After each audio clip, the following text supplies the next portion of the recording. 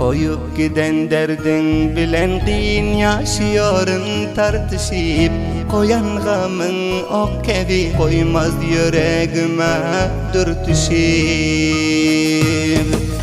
Böyle gamların bilenmin öldürüp güldürenden Cismimden canım alıp gaysantın kabristan ertişip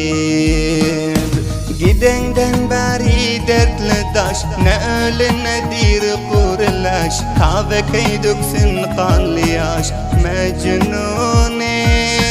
Kaçan görsen didem pürap Bir gün rahat almadı hap Ya da didaklara katnap Mecnunin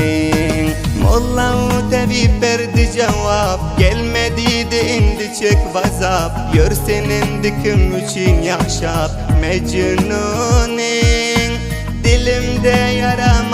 matta Giplere yaram yok men hatta Kıynanmasın bundan ökte Mecnunin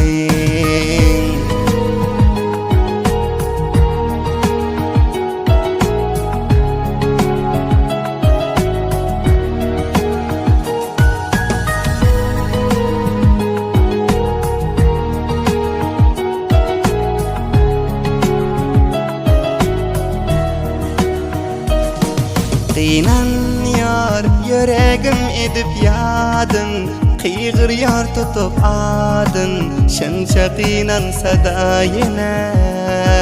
Endi sen göze görünüp seher şam Dişten çıkan yok akşam Ölecek mi kayным mene Öz derdim özüme kıssa İtyorun men içim kıssa Sensiz maşgul bolup tüsse Yadadım Derleken der çekmek asan Çıksa verecek men derrocan Men senden gözleyip derman Yadadım Derdim hemme anladım Şatlıklarım bir-birden değil Kıynanıyorun aş deyip sen Orar diye gözüm donde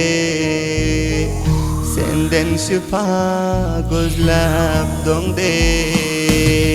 İşkın okuyacağına degdi Tamam yere zahım salip Degen yeri derman tapman Çürüyüp akıyor karalep Kıyınıyor bul tenimdeki can Kâde gidip kâde gelip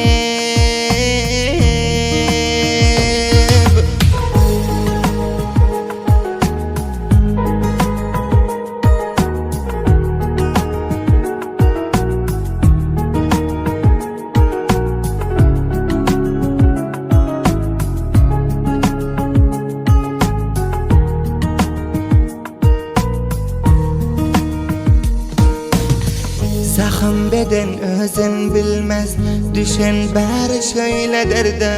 Can ayağımın ucu bilen Fakayt bir kaldı koşarda İşanarsın öldü deyip Aytsalar hali las fikerde